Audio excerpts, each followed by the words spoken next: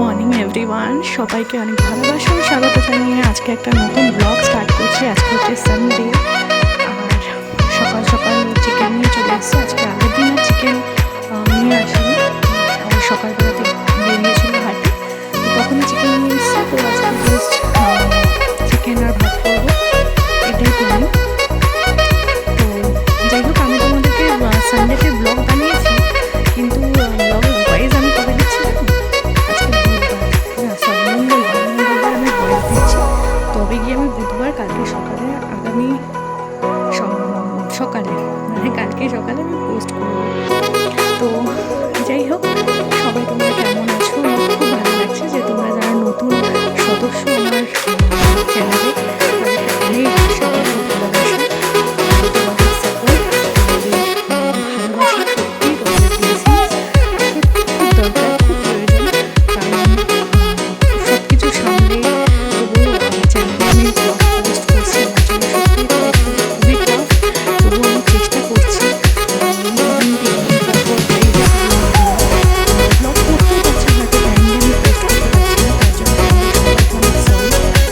কী করবো বলো, office share হয়েছে, অফিসের প্রেশার, সমস্ত কিছু মিলিয়ে হয়তো আমি ব্লগ করতে পারছি, এডিট করার টাইম পাচ্ছি না, যাও এডিট হয়ে যাচ্ছে, তাও আবার ভয়েস ওভার দেওয়ার টাইম পাচ্ছি না।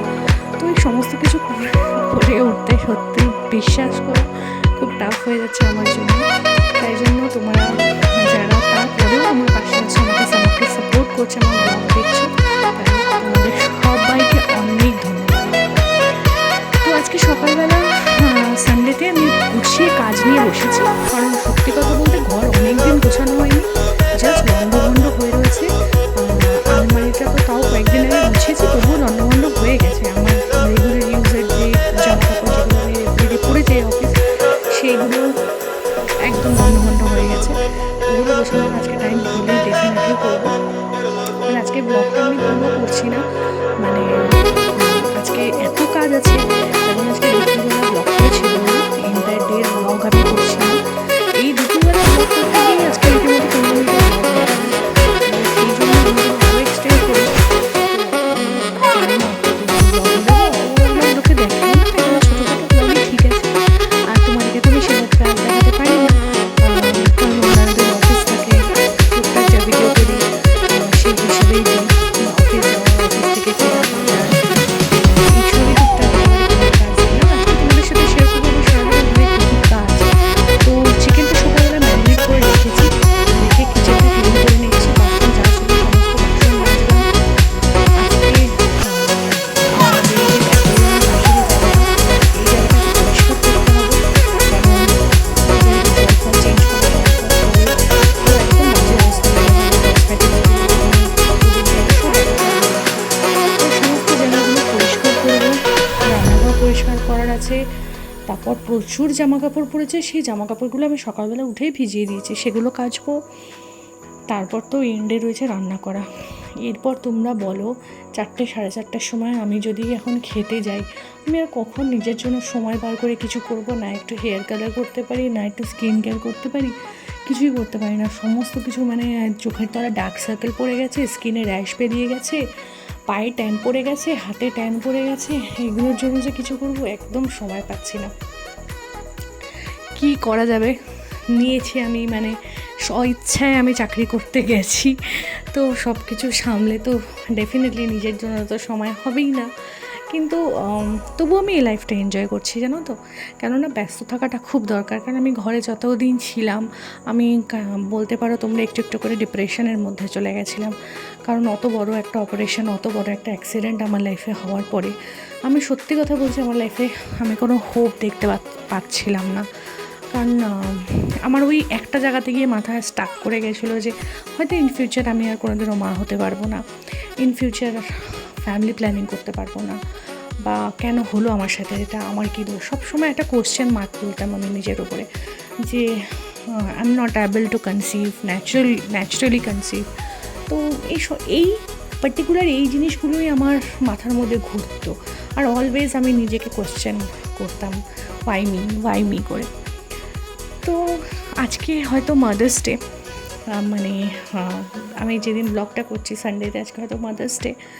আর সত্যি কথা বলতে এই মাদার্স ডে সেলিব্রেট করার মতো সৌভাগ্য আমার নেই, কারণ আমার মা বাবার সাথে তো আমার কোনো রিলেশন নেই।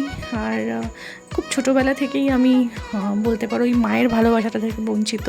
আমার বলতে এক ফোঁটাও লজ্জা নেই। তোমরা হয়তো বলবে যে কোয়েল কী বলছে, বা অনেকেই বলতে পারে পার্সোনাল। আমার পার্সোনাল আমি মনে করি না, বিশ্বাস করো, এই ট্রান্সপারেন্সিটা রাখার। কারণ তোমরা আমার লাইফের অনেক কিছুই জানো, তাই তোমাদেরকে নতুন করে বলার কিছু নেই। এই দিনটাতে আমি সবসময় খুব আনলাকি ফিল করি। না, এটা তোমরা ভেবো না কখনোই। ঠাকুর না করুক, উনি সুস্থ থাকুক, ভালো থাকুক। আমার মা আছে, আমার মা আছেও, সুস্থ আছে, ভালোও আছে, ঠিকই আছে, কিন্তু আমার সাথে কোনো রিলেশন নেই। ইভেন আমার সাথে বলে নয়, আমার বাপের বাড়ির সাথে মানে আমার কারোর সাথে রিলেশন নেই। আমার না বোনের সাথে, দিদির সাথে, হ্যাঁ মিস করি না সেটা বলা ভুল আছে। আমার দিদিও আছে, আমার বোনও আছে, আমার দিদির একটা পুচকু মেয়েও হয়েছে, আমার মাও আছে, বাবাও আছে। আর আমার বাবা আমাকে যথেষ্ট ভালোবাসতো, কিন্তু হয়তো এই বিয়েটা তাদের পছন্দ না, বা আমি হয়তো সেই জায়গাটা কোনো দিন তাদের লাইফে করতেই পারিনি, যেখানে তাদেরও মনে হবে যে একটা মেয়ে আছে, সে বেঁচে আছে, বা আমার অ্যাবসেন্সটা ফিল হবে। তো এখানে আমি আর কাউকে দোষ দিই না, এখানে আমি নিজেকে খুব আনলাকি ফিল করি। মাঝের মধ্যে বাবা মাকে খুব মনে পড়ে, মাঝের মধ্যে মনে হয় একটু যদি দেখতে পারতাম, একটু যদি কথা বলতে পারতাম, একটু যদি মনের কথা শেয়ার করতে পারতাম, একটু যদি সবার বাবা মা যেরকম ফোন করে জিজ্ঞাসা করে কিরে খেয়েছিস, কিরে কেমন আছে শরীর, আমার ওই জায়গাটা নেই। কিন্তু মাঝের মধ্যে না আমার খুব অভিমানও হয়, মনে হয় যে ঠিক আছে, কুসন্তান তো হয়, কুমাতা তো হয় না। বাবা মারা তো সবসময় নিজের সন্তানদেরকে নিয়ে যথেষ্ট উদ্বিগ্ন থাকে, যথেষ্ট কনসার্ন থাকে। তো সেই জায়গায় দাঁড়িয়ে আমি যদি ভুল করেও থাকি, বাট আমি তো হ্যাপি, আমি তো খুব ভালো আছি যে মানুষটাকে আমি বিয়ে করেছি। হ্যাঁ, হতে পারে সব ফ্যামিলিতেই থাকে কিছু না কিছু প্রবলেম। আমার আমার হতে পারে আমার হাজব্যান্ড বড় কিছু মাল্টি ন্যাশনাল কোম্পানিতে কাজ করে না, বা অনেক বেশি স্যালারি পায় না। হ্যাঁ, যা পাই আমরা দুজনে মিলে যা ইনকাম করি, আমরা যথেষ্ট সুখে স্বাচ্ছন্দ্যে ভালোভাবে রয়েছি। আর সেই জায়গাকে দাঁড়িয়ে আমি সত্যি মনে করি যে আমরা খুব লাকি ফিল করি, কারণ আমরা যাই করি আমরা ডিসিশন নিয়ে একসাথে বসে আলোচনা করি। এটা অনেক ফ্যামিলিতে হয় না, একসাথে বসে আলোচনা করা। আফটার স্যালারি আমাদের মানে প্রত্যেক মাসে স্যালারি ক্রেডিট হওয়ার পর সে কোন টাকা কোথায় যাবে, কোথায় কত খরচা, এই মাসে এক্সট্রা কী খরচ, এই টাকাটা সেভিংস হবে, তো এই সমস্ত কিছু না সব হাজব্যান্ডরা বসে ডিসকাস করে না। বাট আমি সেই জায়গাটা খুব লাকি ফিল করি যে আমার হাজব্যান্ড বসে ডিসকাস করে প্রত্যেকটা জিনিসে। অ্যাটলিস্ট কোয়েল এটা করা কি ঠিক হবে, কারণ ও ভাবে যে যদি আমার ডিসিশনে কোনো ভুল হয়ে যায় আরেকবার আমি কোয়েলকে জিজ্ঞাসা করে নিই। তো আমিও কোনো কিছু করার আগে ওর সাথে ডিসকাশন করে নিই। তো অনেকে ভাবতে পারে যে আমি হয়তো বেশি আমার হাজব্যান্ডকে প্যাম্পার করে চলি, বা ভয় পাই, বা যাই হোক, কিছু ভয় পাই না। এটা আমার মনে হয় যে আমাদের মধ্যে এটা একটা আন্ডারস্ট্যান্ডিং। তো কোথাও গিয়ে আমার জানি না আমার বাবা আমার রাগের জায়গা কোথায়, যে হ্যাঁ আমার মেয়ে ভালো আছে, সুখে আছে, সেটা সবচেয়ে বেশি প্রায়োরিটি হওয়া উচিত। যাই হোক, সেই জায়গাটা আমি পাইনি। আমি এটা মনে করি যে সত্যি কথা আমার বাবা মা একটা দারুণ পার্সনকে মিস করলো, কারণ আমার হাজব্যান্ড যথেষ্ট বড়োদেরকে সম্মান করে। তো সেই জায়গা থেকে আমি এটা মনে করি যে আমার বাবা মা খুব বেশি সম্মান পেত ওর থেকে, যেটা হয়তো মিস করে গেল। জানি না ইন ফিউচার কী আছে, বাট আমি সুখী, আমি খুশি। কিন্তু ওই যে একটা ল্যাক থেকে যায়, বাবা মার জায়গায় কখনো রিপ্লেস হয় না। আমার লাইফে আমার বাবা মার জায়গায় রিপ্লেস কোনো দিনও হবে না। আমি দূরে থাকতে পারি, বাট অলওয়েজ এটাই ভাবি যে ওরা যেন ভালো থাকে, সুখে থাকে, সুস্থ থাকে। আর যদি বেশি কাউকে মিস করি, হয়তো ছোটোবেলা থেকে আমার মনে পড়ে না কোনো দিন আমার মা আমাকে খাইয়ে দিয়েছে, বা আমার জ্বর হয়েছে আমার মা রাত জেগে বসে আছে। এই জিনিসগুলো আমার সাথে আমার বাবাই করতো। কারণ হয় না, ছাগলের 3টে বাচ্চা, মাঝখানেরটা একদম অবহেলিত হয়ে মানুষ হয়। আমি হচ্ছে এক্স্যাক্টলি সেই মানুষটা। এটা দয়া দাক্ষিণ্যর জন্য নয়, আমি কারো কাছে সিম্প্যাথি চাইছি না, বাট এটা ফ্যাক্ট। এটা আমি ছোটোবেলা থেকে যেটা আমি ফেস করেছি, যেটা আমার মনের মধ্যে অলওয়েজ চলে এসেছে, সেটাই আমি তোমাদের সাথে শেয়ার করলাম। অভিমান বলতে পারো, এক মন অভিমান, এক বুক অভিমান আমার বাবা মার জন্য। মাঝে মধ্যে মনে হয় যে না, আর ভাববই না। কিন্তু আমার রক্তের সম্পর্ক, আমার বাবা মা, তারা চোখ খোলার পর থেকে, বোঝার পর থেকে তাদেরকে আমি বাবা মা হিসেবে চিনি। তো খুব মিস করি আমি তাদেরকে মাঝের মধ্যে। জানি না যদি কপালে থাকে কোনো দিনও তাদের সাথে সাক্ষাৎকার হওয়ার, তো ডেফিনেটলি হয়তো হবে, যদি না থাকে তো হবে না। যেটা নেই সেটা নিয়ে ভেবে লাভ নেই, কিন্তু এই দিনগুলো সত্যি ফাদার্স ডে, মাদার্স ডে এগুলো খুবই স্পেশাল। সবাইকে যখন দেখি নিজের বাবা মাকে অন্তত দেখার সুযোগ পাচ্ছে, আমি তো সেই সুযোগটাও পাচ্ছি না।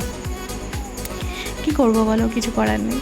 তো এই একরাশ অভিমান, এই একরাশ ভালো না লাগা সিচুয়েশান নিয়ে আমাকে চলতে হবে। আর সব বাবা মারা ভালো থাকুক, সব বাবা মারা সুস্থ থাকুক, সব সন্তানেরা নিজেদের বাবা মাকে ভালো রাখুক। আর যেসব মারা দূরে আছে সন্তানদের থেকে কোনো না কোনো কারণে, সেই সব মাদেরকেও Mother's Day, happy Mother's Day. কারণ পৃথিবীর সবাই হয়তো জাজ করবে সেই সব মাদেরকে, কিন্তু সেই সব মায়েদের ফিলিংসগুলো একমাত্র তারাই বোঝে কেন দূরে রয়েছে। কিছু কিছু ক্ষেত্রে সন্তানের থেকে দূরে থাকাটা হয়তো সন্তানের জন্যই মঙ্গল হয়ে যায়, তাই না? আবার কিছু কিছু সময় মারা হয়তো খুব খারাপ হয়ে যায়। অনেক মারা আছে বাচ্চার সঙ্গে, সন্তানের সঙ্গে খারাপ করে, আবার অনেক মারা আছে বাধ্য হয়ে বাচ্চার থেকে দূরে হয়। তো হয়তো এই দিনগুলোতে তারা নিজেদের সন্তানকে খুব মিস করে, হয়তো নিজেদের সন্তানকে দেখারও সুযোগ পায় না। তো সেই সব মাদেরকে হ্যাপি মাদার্স ডে। সব মারা পৃথিবীর ভালো থেকো, সবাই সুস্থ থেকো, সব সন্তানেরা, সব মেয়েরা, সব ছেলেরা নিজেদের বাবা মাকে খুব ভালো রেখো, অন্তত প্রপার রেসপেক্টটুকু করো। এই দিয়ে আজকে ব্লগটা এন্ড করছি। আর তোমাদের সাথে একটু শেয়ার করে নিই যে আজকে দুপুরবেলায় কি মেনু। আজকে মাসি ছিল, মাসি করেছে আলুর চোখা। এতদিন পরে মাসির হাতের এই আলুর চোখা খেতে আমার ভীষণ ভালো লাগে। সেদিনই জাস্ট বলছিলাম মাসির হাতের আলুর চোখা মিস করছি। তো মাসি এসে সেটা বানিয়েছে আর সেটা আমাদেরকে দিয়েছে, সঙ্গে পেঁয়াজি। এটা আমার হাজব্যান্ডের খুব ফেভারিট একটা জিনিস। আর পেঁয়াজ ডাল, এটা আমি ছোটোবেলায় ভীষণ ভালোবাসতাম, পেঁয়াজ ডাল। আর আমি দুপুরবেলা চিকেন বানিয়েছি। তো এটাই হচ্ছে সানডের মেনু। আর আমার প্রচণ্ড খিদে পেয়েছে, সেই সকালবেলায় ছাতু খেয়েছি, তাই একটুখানি পেঁয়াজি খেয়ে নিচ্ছি। তো চলো দুপুরবেলা লাঞ্চে বসেছি। আর তোমাদের সাথে দারুণ একটা জিনিস শেয়ার করা আছে, আমি ভুলে গেছিলাম শেয়ার করতে। সেটা হচ্ছে অনেক দিন পর, অনেক বছর পর, সেই ছোটোবেলায় যখন মামা বাড়ি যেতাম তখন করতাম, বাট অনেক বছর পর আজকে না গাছ থেকে একটা আম চুরি করার এক্সপিরিয়েন্স হলো। সামনের বাড়িটাতে ভীষণ আম হয়েছিল। আর এই দেখো আমগুলো কাঁচা মিঠে আম, জানো তো। আমি ওকে বললাম পেড়ে দাও, আমি আম মাখা খাবো। যথারীতি আমি মানে টক খাই না, কিন্তু এই আমগুলো এত ফ্রেশ দেখেই মনে হলো না, একটু না খেলেই নয়। তাই জন্য আমগুলোকে ভালো করে ধুয়ে ওটাকে ভালো করে আমি কুড়িয়ে ঠুরিয়ে নিয়ে কাসুন্দি, লঙ্কার গুঁড়ো, তারপর নুন, একটু গোলমরিচ গুঁড়ো, একটু বিট নুন, এই সমস্ত কিছু দিয়ে এটাকে সুন্দর করে মেখে খেয়েছি। আমি আরও দুজনে মিলে খেলাম। আমার না অ্যাকচুয়ালি টক খেতে ভালো লাগে না, কিন্তু এই কাঁচা মিঠা ওটা একটু মিষ্টি মিষ্টি ছিল, তো খেতে দারুণ লেগেছে। তো এইভাবেই আমার সানডে সকালটা শেষ হলো। এখন রীতিমতো 4:45, 4:30 বাজে, 4:30 বাজে। আর এখন আমি আম মাখা খাচ্ছি, বুঝতে পারছো। আর আমরা ঘুম থেকে উঠেছি, মানে এইসব দেখে একটু মুভি দেখছিলাম, লেডিস লাপাতা না লাপাতা লেডিস, যাই হোক কিছু একটা হবে। তো ওই মুভিটা দেখতে দেখতে আমরা ঘুমিয়ে পড়েছি। ঘুম থেকে উঠেছি 8টার সময়, ভাবতে পারছো। মানে 8টার সময় সানডেতে সন্ধেবেলা ঘুম থেকে উঠেছি। সন্ধে টন্ধে দেওয়ার ব্যাপার নেই, এইসব জিনিসগুলো আমার সাথে হচ্ছে, কী আর বলবো। মানে যা তা একদম, মানে এত টায়ার্ড থাকি না সকাল থেকে যে বডি একদম ছেড়ে দেয় যখন বিছানায় যাই। তো চলো, তোমরা সবাই ভালো থেকো, সুস্থ থেকো। আজকের ব্লগটাতে ডেফিনেটলি কমেন্ট করো তোমরা মাদার্স ডে কীরকম কাটালে, সেটা শেয়ার করতে কিন্তু ভুলো না। আর কারোর কীরকম, কার কীরকম এক্সপিরিয়েন্স, আমার সাথে কারোর কোনো সিমিলারিটিস আছে কি না, ডেফিনেটলি কমেন্ট করে জানিও। অপেক্ষায় থাকলাম। টাটা, সবাই ভালো থেকো। আর ডেফিনেটলি কমেন্ট কিন্তু করো, আমি কমেন্টের অপেক্ষায় থাকবো, প্লিজ।